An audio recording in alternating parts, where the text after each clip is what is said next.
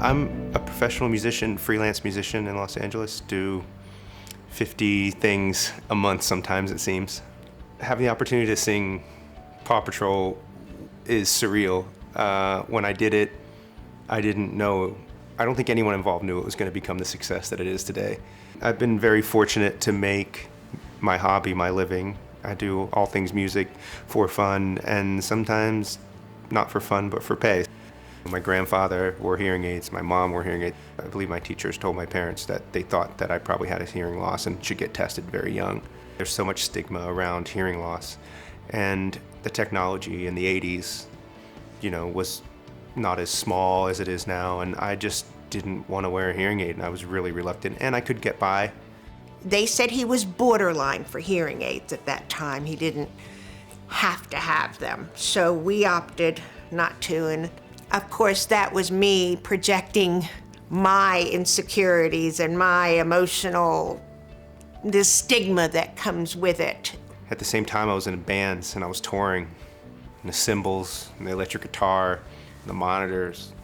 It just started to degrade my hearing. I got all the way in the canal. Even in 1994, I had one that was all the way in. Didn't like the sound of it, and I was taking it out a lot. I couldn't adjust, and I didn't really give it a chance, and I was embarrassed of it. Upon getting the Widex, it just sounded like an extension of my normal hearing. If I put my hearing aids in now, it just feels like a smooth, natural transition into better hearing rather than completely different hearing.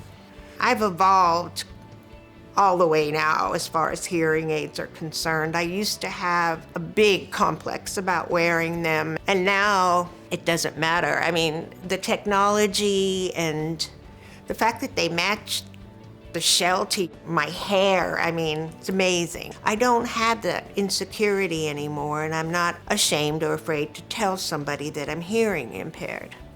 I think my mom wearing Widex before me also helped me. All right, well, maybe Mom was right about this one.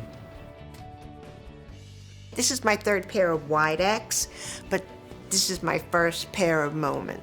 I talk on my phone. The sound goes right into my hearing aids. When my phone rings, I can hear it in my hearing aid.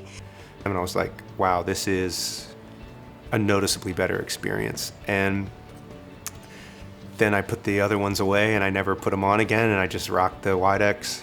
If my husband goes to sleep, I can turn the volume all the way down on the TV, and I can still hear it in my hearing aid. So I love the TV decks. I can even run with my comm decks. I put it under my shirt and then listen to music in my hearing aids and still have the ability to be safe while I'm running and hear outside sound, which is good in Los Angeles.